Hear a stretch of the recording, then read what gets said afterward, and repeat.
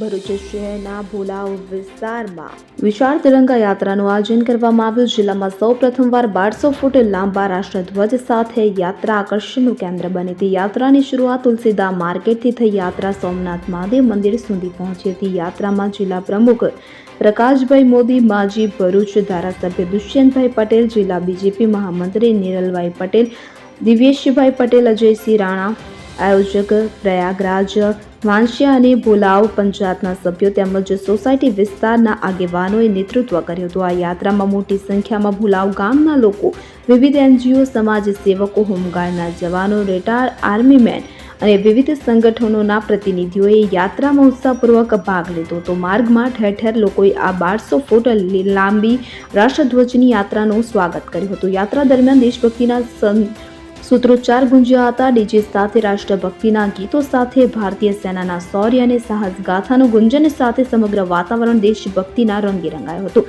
યાત્રા દરમિયાન ભાજપના નેતાઓ અને આયોજક પ્રયાગરાજસિંહ વાસિયાએ જણાવેલ કે આ યાત્રા ઓપરેશન સિંદૂરમાં પાકિસ્તાન સામે વિજય અપાવનાર દેશના વીર જવાનો પ્રત્યેનું ઋણ સ્વરૂપ માનસિક નમન છે. દેશ માટે શહીદ થયેલા જવાનોની યાદમાં અને ભારતીય સેનાના બલિદાનની શ્રદ્ધાંજલિ આપવા યાત્રાનું આયોજન કરવામાં આવ્યું હતું. આ યાત્રાનો મુખ્ય ઉદ્દેશ્ય ભોલાવની જનતામાં રાષ્ટ્રપ્રેમ અને સેના પ્રત્યે ગૌરવ અને લાગણીની ભાવના વધારવાનો હતો. જીતુ રાણા સાથે સીન 24 ન્યૂઝ ભરૂચ. હવે જુઓ દેશ દુનિયાની તમામ ખબરો તમારી આંગળીના ટેરવે. ઉઠાવો મોબાઈલ અને Google Play Store પરથી ડાઉનલોડ કરો અમારી CN24 ન્યૂઝ મોબાઈલ એપ.